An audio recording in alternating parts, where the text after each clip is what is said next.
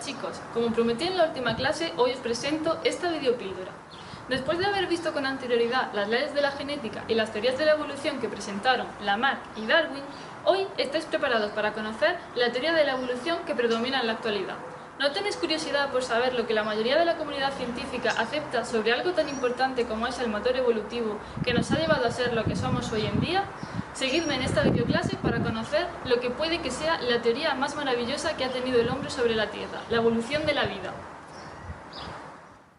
Pues bien, la teoría aceptada hoy en día por la mayoría de los investigadores es lo que se conoce como teoría sintética de la evolución. Veamos un poco cómo surge. Esta teoría fue desarrollada durante la primera mitad del siglo XX, en concreto entre los años 30 y 40. Como veis, es algo relativamente reciente. Fueron tres los científicos principales implicados: el Dr. Simpson, paleontólogo especialista en mamíferos; Mayr, biólogo evolutivo; y Dobzhansky, genetista. Aunque ellos fueron los tres principales, hubo otros científicos implicados. A esta teoría también se la conoce por el nombre de teoría neodarwinista o teoría de la síntesis moderna. Podéis usar cualquiera de ellos.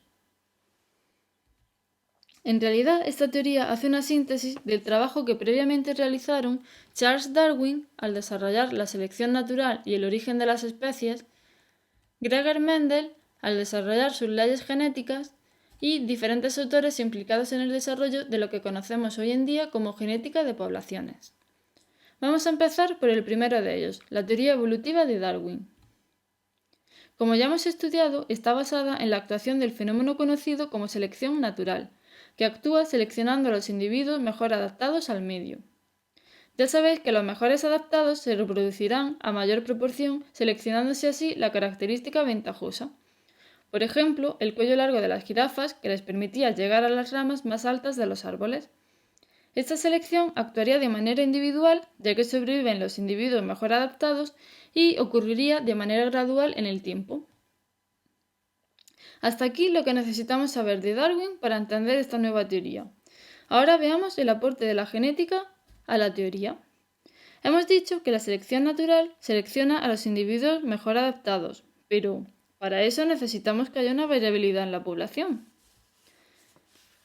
Si todos los individuos fueran iguales, ninguno tendría una ventaja respecto a otro y por lo tanto no podría ser seleccionado.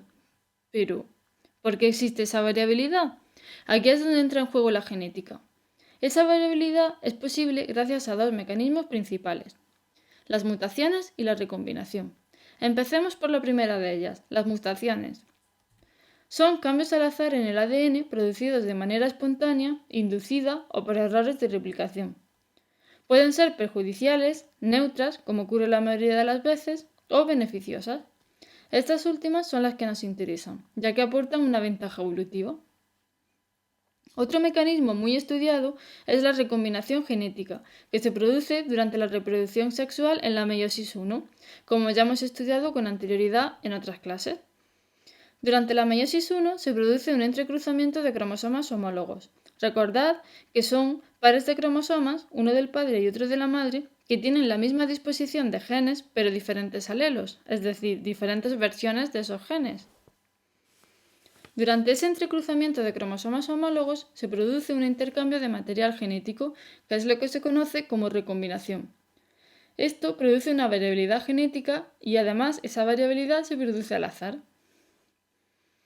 Aunque no se suele nombrar al hablar de evolución, recordad que a diferencia de la mitosis, donde se separaban cromátidas hermanas, en la meiosis I se separan cromosomas homólogos y se separan al azar, de manera que a cada célula hija irán unos u otros dependiendo de ese azar.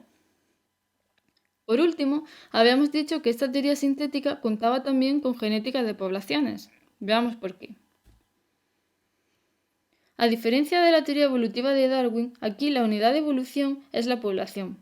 No se habla de los genes de un individuo, sino de los genes de una población, es decir, la suma de todos los genes de los individuos de esa población, lo que se conoce como pool o reservorio de genes de la población.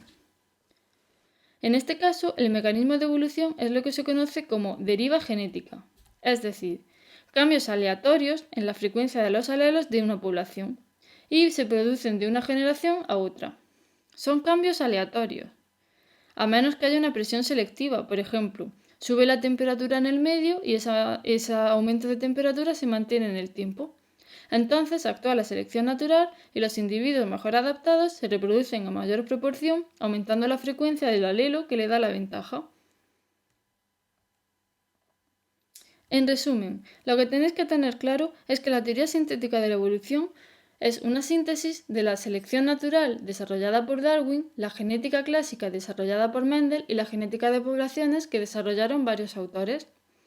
Que la selección natural actúa seleccionando los fenotipos ventajosos, por lo tanto modificando la frecuencia genotípica. Que esa variación de frecuencia genética tiene lugar a nivel de población. Y, por último, que los mecanismos que hacen posible la variabilidad genética son las mutaciones, la recombinación y la deriva genética, y, muy importante, todos ellos ocurren al azar. Hasta aquí la explicación sobre la teoría sintética de la evolución. Pero, ¿creéis que ya lo sabemos todo sobre evolución? Para concluir, me gustaría decir que, a pesar de todo lo que hemos estudiado, sigue sin estar del todo claro. Empezamos diciendo que íbamos a ver la teoría aceptada por la mayoría de los investigadores, y digo mayoría porque aún siguen desarrollándose teorías posteriores que detractan lo que acabamos de ver. Por ejemplo, la teoría neutralista de la evolución, la teoría del equilibrio puntuado o la ahora tan de moda epigenética. En clases posteriores veremos estas teorías y por qué contradicen en algunos puntos a la teoría que acabamos de exponer. Por último, como actividad, quiero que para el próximo día investiguéis sobre esta polilla, Biston betularia, y por qué ha sido tan importante y tan famosa a la hora de explicar la teoría de la evolución. Me gustaría que desarrollaseis el caso aplicando los principios que acabamos de ver. Si alguno de vosotros está interesado, podéis desarrollar más este tema con estos enlaces que os proporciono. En el primero encontraréis varios artículos científicos bastante buenos en los que desarrollan conceptos que acabamos de ver. En el segundo es un laboratorio virtual en el que podéis simular la selección natural y así afianzar conocimientos que hemos visto. Y el tercero es un documental por si os apetece desarrollar y ahondar un poco más en lo que hemos visto, yo os lo recomiendo. Bueno, pues hasta aquí la videoclase sobre la teoría sintética de la evolución. Espero que os haya gustado y que os animéis a indagar por vuestra cuenta.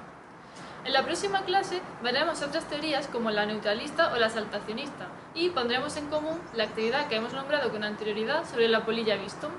¡Hasta mañana, chicos!